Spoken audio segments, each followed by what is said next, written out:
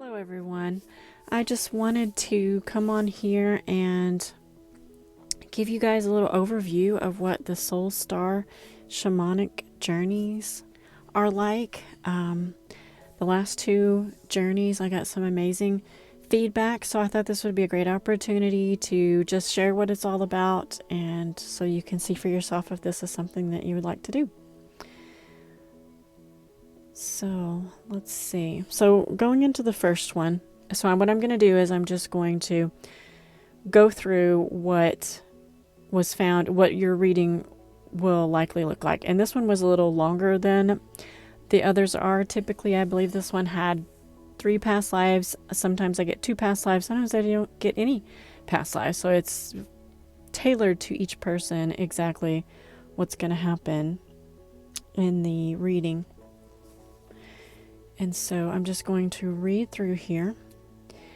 So just an overview. What I do is I will go into meditation. I'll set sacred space and I will have my guides present and the person. I usually have a picture of the person. And so a part of their spirit will usually comes on the journey. I will see a representation of them in the journey with us. And sometimes they'll be accompanied by a guide and sometimes not. Sometimes it's just me, my guides, and them. And then we go wherever it is that we need to go. And I audio record this for myself. Having many years as a hypnosis practitioner, I've trained myself to speak while I'm in a trance state. That way I remember. I'm not going to remember everything, but that way it'll be documented. And then afterwards I will go back and I transcribe the recording, and then I will generate images that are a representation of what I saw so that you can kind of get an idea of what happened on your journey. So here we go. So starting out, let's see. So I see stained glass roses. First impressions, getting a pain in the right side. And I don't know if this is hers or not, but documenting just in case. The right side, above, under the rib, above the hip in that area. So just for reference, not every time, not everything that I put in the report will be something that you will connect with. Sometimes it could be a random thing that doesn't mean anything, but I put everything in because we just never know what small, random, obscure, strange, often it's very strange, piece of information is going to be the one thing that that person really connects with. And so I want to be sure that I have it included in case it's relevant, because if it's something that's not relevant, you can just throw that out, bypass it, don't worry about it. So I would rather have more than enough than not enough. So I saw the stained glass roses again. I was getting music, like she's singing, whether it's just for her own entertainment, I don't know, but she seems to really enjoy singing. And I heard the word doormat. I did not want to say that, of course, I did not want to. But like I said, my rule is to put everything in. So I say, elaborate, please. And they say she can be a bit of a doormat, letting people wipe their feet upon her. So I put in here, that's a bit blunt, but I have to respect and pass along what comes through. I certainly don't want to offend anybody, but I have to listen to spirit because if I'm getting the information, it must be relevant in some way. So then I'm seeing the tail end of some sort of animal. It's like a nebby tail. It's like flat skin. What is this? It has a little nebby tail. Is it a rhinoceros? No. Is it a hippo? It seems to be a hippo. And then I was getting the traits that hippo brings. Wise, industrious, stands their ground, firm, adaptable, robust. So I was finding that interesting. Okay, so I'm tapping into the person's energy. We have her here with us. And I see her in a white colored flowing gown, silky. And we're starting in the meadow is usually where we start. There's a specific place I like to start. And I see us rolling down the hill like we're little kids, having great fun. But then we are entering a dark forest, and it seems to be known as a haunted forest. So we have our flashlights, and so we're going through the forest, and we see a rock house. It seems to be on a prairie. The grass, it's like a yellow color, so it seems like fall. It's not lush and green. It's a rock house. So, and along the roadway, there's like, I get the indication that there's like keep out signs trying to keep people away, that kind of thing. And so I'm like, okay, now where does she need to go and who's with us? And so I see the shape of a star, and I hear the word mudra, and not getting any other information than that, I wasn't sure what to do with that, so I just added it in. But every time I was going deeper and tapping into her, I was getting really hot, like hot flashes, really intense hot flashes, and my energy is dropping. So anytime if I'm in a session and my energy keeps dropping, I will pause the session and come back later, because this could be something within me that's just not jiving, or this could be something going on in the session. So I just bring myself out and we go in at a later time. So energy is dropping. Decided to pause the session and we'll return tomorrow. I added in a chart of mudras just in case this is something helpful. So those are always interesting. All right, so then I go back in for another go. I'm hearing a fish out of water, a job change, some sort of change in duties, it feels like. And then I feel a lion present, and one of my African guides is there. He's a really interesting fellow with these rainbow colored dots on his face. And he's got like some sort of a staff or weapon. It seems to me kind of like a blow dark type thing, but that's neither here nor there. That's my guide that comes along sometimes. And then I hear something about a representation of feeling stuck in a cage, movement restricted in some way. And so I ask, is that a perception or is that true? And I hear it is perception, for choices are made and paths are taken, which lead to openings or lead to dead ends. It is but another choice to take another path and to see where it leads. So they're here with us again, her beautiful flowing dress. There's indication of a bird, because I hear a bird cry. It sounds kind of like a hawk. It seems to be a small hawk. And as we were before, we're being led down to the house with the brick rock walls. The grass is overgrown, and I'm hearing the past is the path. The past is the past. The path has grown over. It's off in the distance, and there's no path to get there, so we're walking past it. And so I say, where shall we go next? And I hear merchant, traveler. And as we go down the road into the forest, coming our way is a wagon, and his cart is laden with all kinds of things. He tilts his hat at us, and he stops to see if there's anything that we need from his stash of goodies. He shows us a xylophone, and he plays a few notes, and then a little, like a kazoo or something of some kind, the little tiny instrument. Then he plays a violin. He's very entertaining.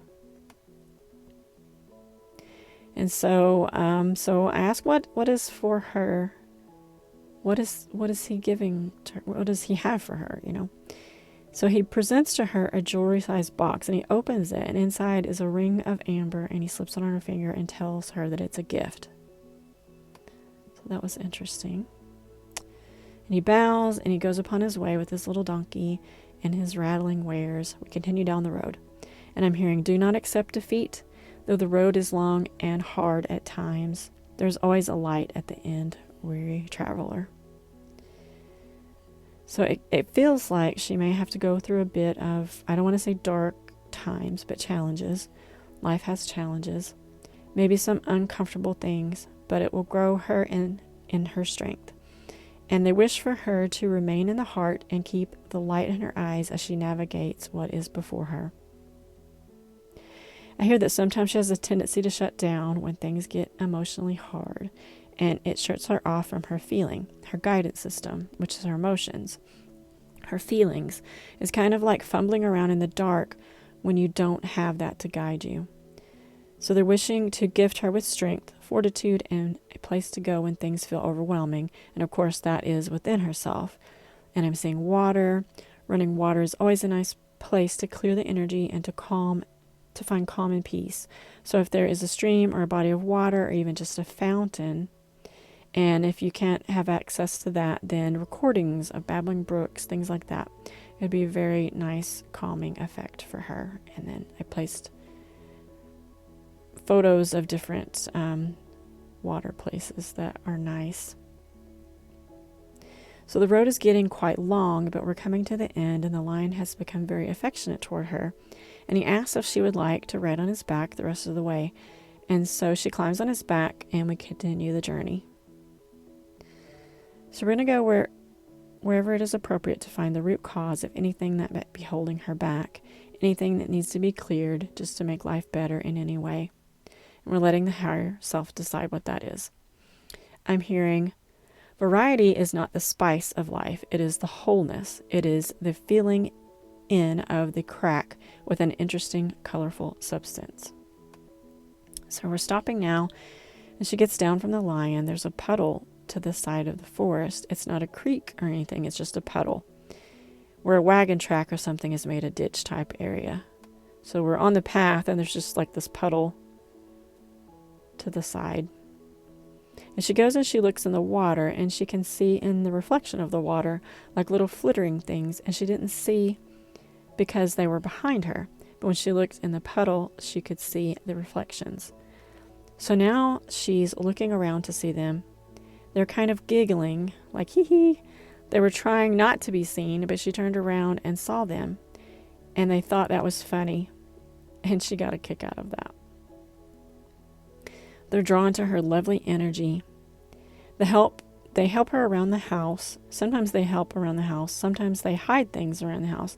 So if something has gone missing or seems strange that you thought you put something somewhere and then it's not there, and then you find it in a strange place that you have not have put it, that's the pixies. They're playing games. They're just harmless, and they would like to have a job to do. You can ask them to do little things like to remind you to be joyful, remind you to sing when you've forgotten, things like that. Give them a task. They're kind of like Labrador puppies that if they don't have a job to do, then they create mischief. So give them a job, and they'll be happy to do that.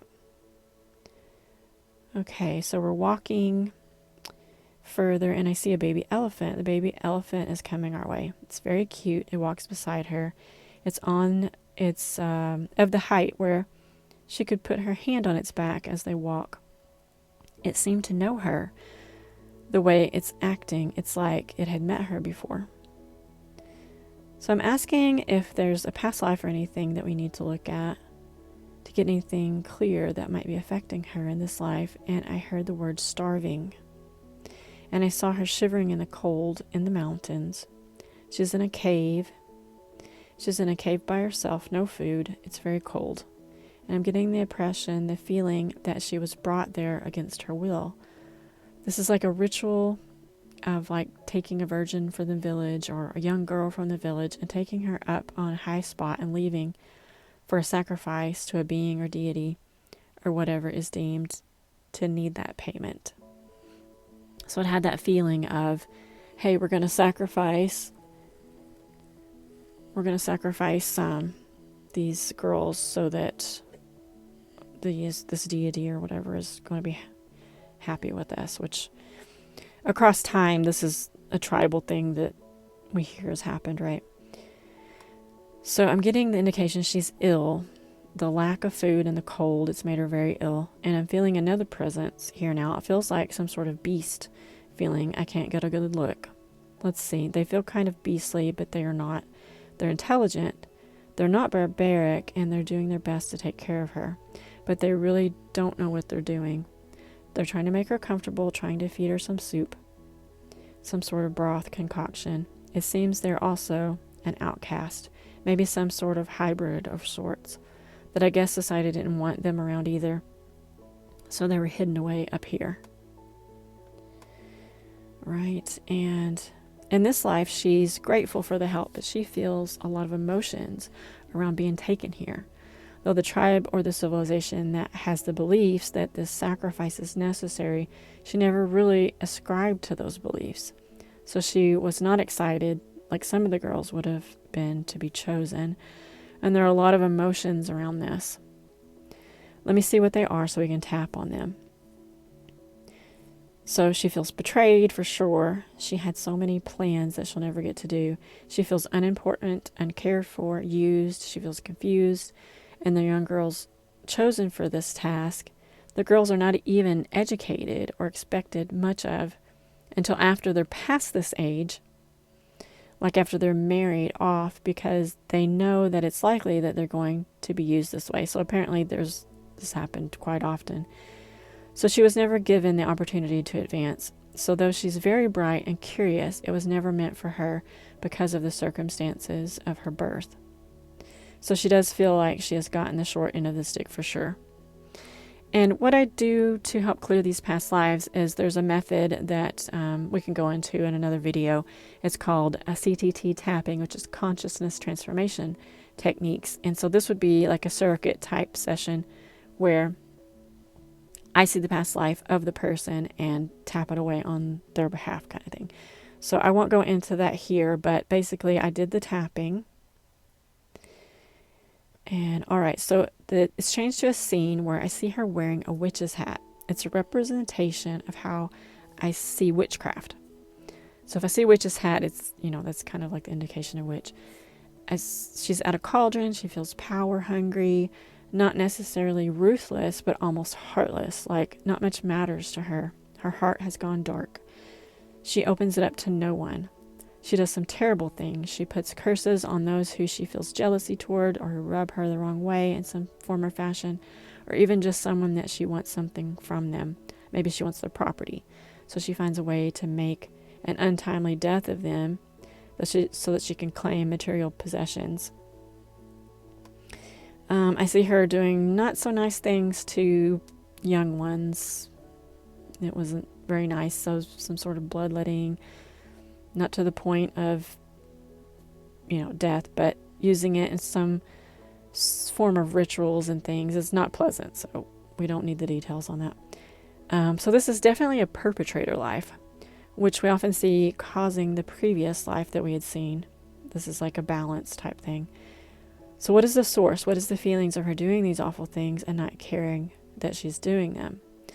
So the feelings that this life is projecting is not enough, pressure to be on top, the unimaginable pull of greed, closed off heart.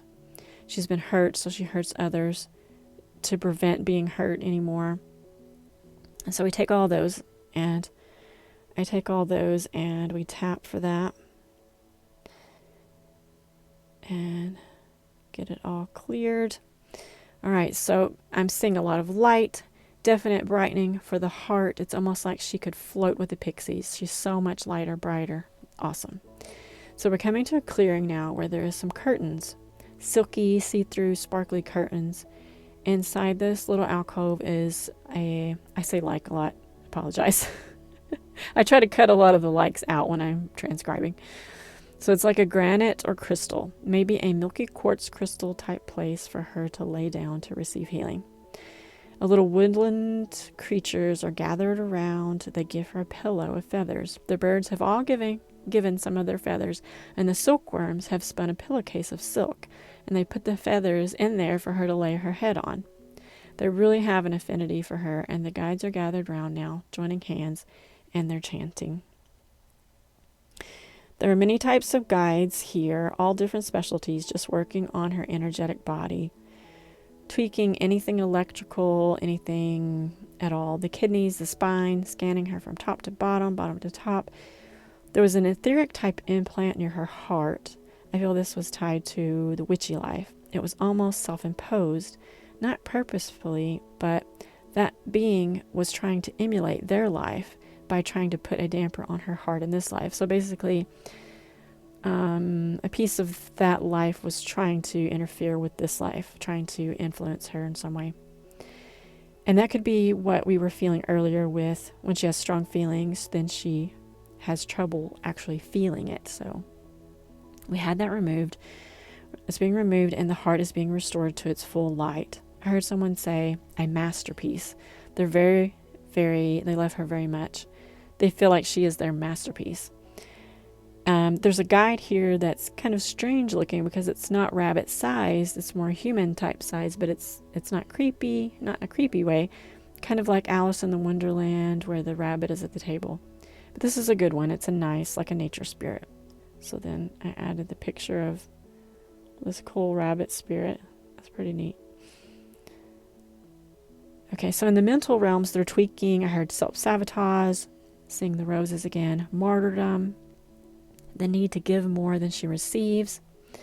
So do we need to do anything with these? Can we change them or do we need to dissolve them? So they want to change them. So they want to tweak the frequency for self-confidence and strength and valor. And I can see that thread going down to the heart, connecting in and then going down to the solar plexus, connecting to the strength, and then down to the root, connecting to the personal power, and then to the earth to ground her fully and completely. Because that's the grounding is like plugging in the battery. The light is moving down through her body, illuminating all of the areas, and any density pockets are just popping like bubbles as they move out, down out of the feet, and they'll give us the signal when they're done with her healing. So I'm seeing some very strange, so something very strange started happening, and just give you an indication, any of you young baby mediums out there, when something weird happens, just pay attention, because you will think that it's just your mind interjecting, but a lot of times there is something going on. So I'm seeing something very strange. Someone tries to barge in. They're like a headhunter is what I'm getting, and they want to, this sounds awful, but they want to chop off her head and take it to someone. This may be another life that we didn't visit, so we're pushing this person away, removing their influence. Is there anything we need to know about what's going on here? Why would they want her head? Why would she have a bounty on her? And so they take me to this life and show me a life where she was shining brightly and she was fulfilling her mission, and it was really ruffling a lot of feathers in the church sector because she gathered followers inadvertently, but because she was such an effective healer and soft-spoken and loved by so many, the church was very threatened by that and they wanted to eliminate her. So we're going to get rid of all that. We don't need any of that. So I do the tapping to clear everything out of that life that's affecting her now. Okay. All right. So they have a dome of light surrounding her and they're almost finished. They say she needs to get more sleep. So I'm asking if they can help her with that, please. Sing her lullabies, melt away her trouble so she can sleep better. Thank you. She's done with the healing and she's leaving the med bed type situation. They're hoisting her up through a tunnel. Not really a tunnel, it's more like a hole in the top of the space that she was in. I don't know how to describe it, like a hole in the canopy or something.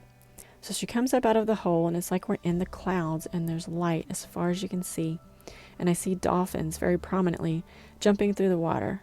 So we're like in a water world type situation. The sun is setting, it's very beautiful. She's some sort of, what is she? So we're just moving through and watching. Let me see if I can look. I feel mermaid energy about her. But we're just moving through and looking because this is like very ethereal. It's not like we're actually in the ocean, but it's like an ethereal type ocean. A lot of beautiful sea creatures here, and there's a crystal glowing. It's also where we meet a spirit animal helper. We ask it to show itself to us. I see a white dove flying out of the crystal. It lands in her hands, making a cooing noise. And another one comes and lands in the other hand. And they're giving the message that companionship is very important, not to be isolated. Isn't that a beautiful picture? Much to be done, but don't isolate yourself. Keep in touch with your friends. Nurture the friendships that count and the truly heart-based ones. And now that the heart is open and healed, Blocks removed, that will be much clearer to be able to see with confidence who is a true friend and put the energy there. Dove is very nurturing and free, so the feeling that she was having of being caged in was replaced by a feeling of freedom, knowing that she can perceive herself as having options and being supported in everything she does by those in spirit and also by those who care for her in the physical. Thank you, Dove. I'm just checking to see if there are any additional messages before we begin our journey back. And I hear, follow your heart. Do not be scared of your own shadow, for shadows are only where the light has failed to hit. And if you turn, you will see there's nothing to fear. Roll up your sleeves and work for what you believe in, and you will be rewarded. Don't fall prey to false assumptions. Things are not always as they first appear. Look deeper through the lens of your heart. Place your hand on your heart and feel. How does it feel to you? And trust it. It cannot always be discerned by just looking. Things will fall in line. When things will fall in line. When it feels like things are falling apart, breathe, trust, sing. They will fall back in line. Beautiful configuration of your own desire and making. You are so greatly loved. And they wish for you to know, and this is unusual. This usually doesn't show up. Very rarely do I get something like this, but I told you I always put everything in. They wish for you to know that your soul family are Arcturian at the core. You may resonate with some of the more popular interpretations of what that means, but don't get caught up in labels because there are more than one sector or race of Arcturians. They're telling me there's something about you're of the... I couldn't hear it clearly. It sounded like Vidalia. It's something with a V. Not sure exactly how to pronounce it. I'm not schooled well in different races. Something with a V, I believe. Something to explore if you wish to see if you find something that resonates. So we're starting to come back. Since we went up a bit, we're coming back down the hill, back to the middle, going through a tunnel with lights along the walls. These are representation of fragments, soul fragments that could have been lost, traded, given away, stolen, or borrowed throughout time. We're asking any fragments lost to be healed and brought back for those to magnetize and be drawn to your energy field, click in place where appropriate, and this will be orchestrated by the higher self as needed. So as we go along this cave, magnets are pulling off dense energy, and there are magnets on the person that is drawn to the appropriate places. So they're basically what's happening is they are being drawn to the places where they left. And they're healed and everything, so they're ready to come back. So it's only the ones that are prepared to come back. We're approaching the exit of the cave now, and we're waving by. The doves are coming back with her. The baby elephant is coming back with her too. He wants to hang around for a little bit. He wants to help her learn to play more. He'll stick around as long as he needs to. We're saying our goodbyes now. It is done. Thank you. So after I do a session, sometimes within the same day, sometimes it'll be a day or two before I pull the cards. So the cards are to just give any extra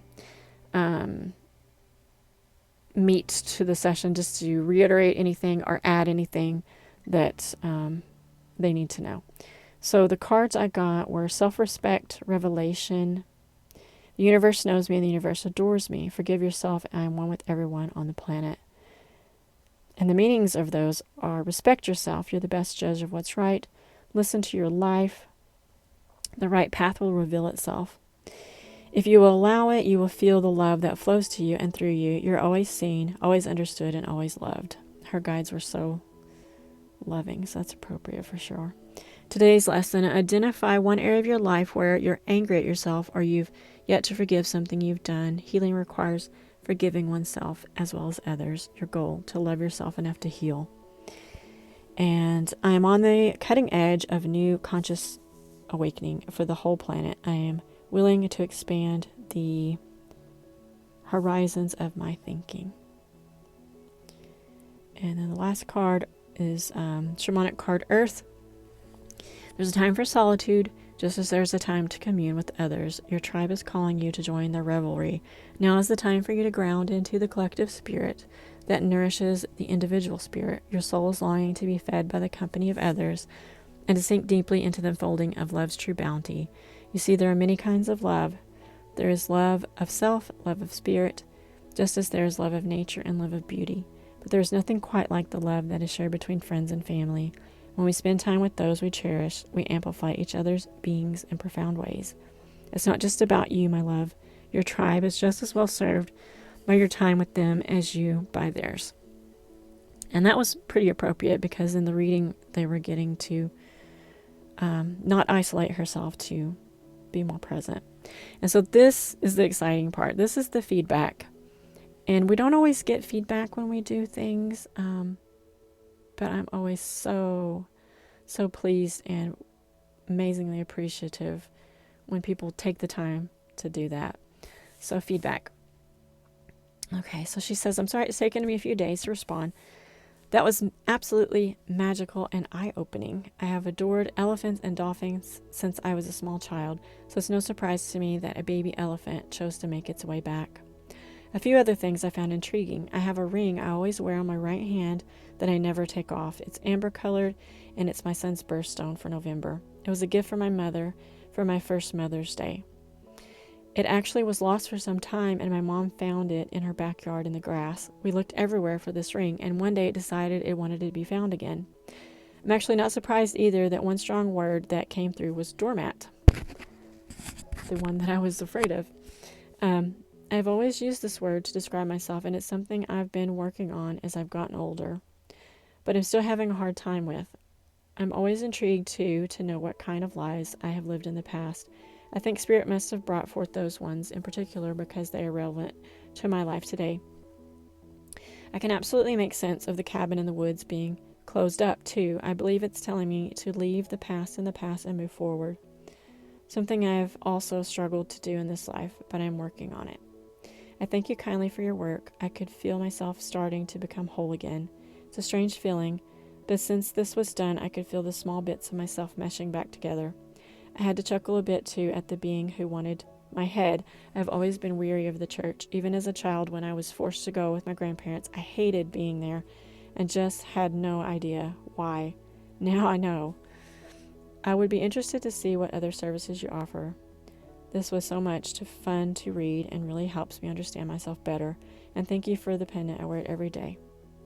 Much love.